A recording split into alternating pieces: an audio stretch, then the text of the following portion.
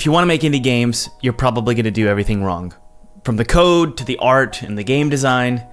In fact, every game dev, every Redditor, every YouTuber, including me, by the way, I'm a hypocrite, they're probably going to recommend a completely different way to approach making games than your approach. But guess what? The creator of Ori and the Blind Forest, his name is Thomas Mahler, he told me something, and it's the perfect message for you. Guess what? How you make your game doesn't matter. Doing stuff the right way is actually, well, it's kind of the wrong way to make games. Thomas's message is awesome. It's really encouraging to me, and I think it's going to get you across the finish line in making your first game. Let's jump in. But before we continue this interview, I do want to thank this episode's sponsor, Avani Sound. If you're looking to get some great quality music and sound effects for your current or future projects, I could definitely recommend Avani Sound. Their entire premium music and sound library is specifically designed for game development, and there's no AI used in their production. All of their packs are one-time payment with no subscription, and everything is completely royalty-free, including commercial use. That's important. Right now, they're doing this Spring into Development bundle. It's honestly a really good value for your money and a great addition to any developer's toolbox. It includes 6 music packs and 7 sound effect packs, all in different genres, which make it a great base for almost any project. On top of all of this, you're going to get their music plugin and frequency link plugin, which makes music and sound integration a lot easier. So if you're looking to add some high quality music, sound effects, and tools to your library at a very reasonable price, definitely check out their bundle before the offer ends by simply clicking the link in the description. I can give you an analogy. Like, so when I started out with 3D graphics, right, and 3D modeling, there was this whole debate on like subdivision surfaces on everything should be modeled with quads, right? With like, yes. Or you can't put a triangle in there and so on, yes. Right? And it's just, I saw so many people that were so concerned about the technical aspects, right? Of like, but I can't do this thing. I can't move this vortex here and turn it into a triangle because there's rules against it, right? And it's this whole, dude, fuck the rules. Like, right. Just follow the shape, make sure it's great. You can clean it up after, it's fine, right? But as long as it works, it works. You have to get to the gestalt. You have to get to what the thing that you're crafting wants to be. Do the cleanup after. It's fine, right? But get the art out of it. It reminds me of the way that America, the 13 colonies, the way we won the American Revolution was you had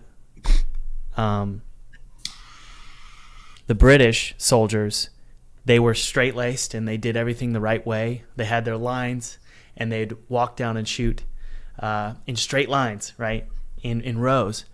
And then the colonies were like, screw that. Let's go run around in the woods and wear camo or whatever, or wear brown shirts and green pants. It's guerrilla warfare, and the same is true with indies. I just feel like indies are running circles around AAA. The same is true with the press. It's like shows like this and YouTubers and TikTokers, they're running circles around the press, right? Yes. And it's this mindset of saying, why do I need to do this the way that everybody's telling me to do it? What's the point?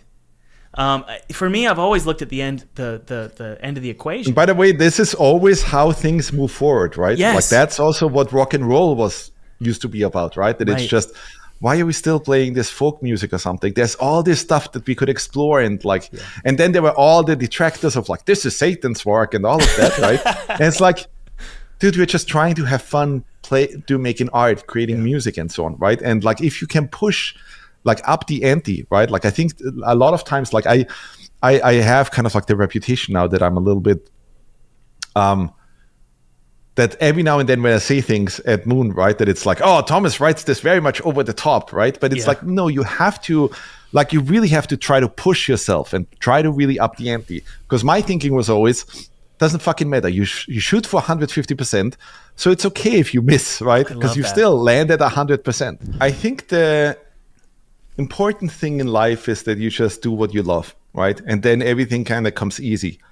So I think that's really the trick, right? And that you have to teach people early on, right? Like that it doesn't matter how long it takes, right? But find out your true talent. Find out what you're passionate about, what gives you motivation. Find out what it is, like what task it is that you would do even if you wouldn't be paid for it, and then do that, right? Because then, like right now, I'm working 17, 18 hours a day because we have to get this huge update out that we're working on for No Rest for the Wicked. Yeah. And I love it, right? It's just, I can't, like, I literally wake up in the morning, right?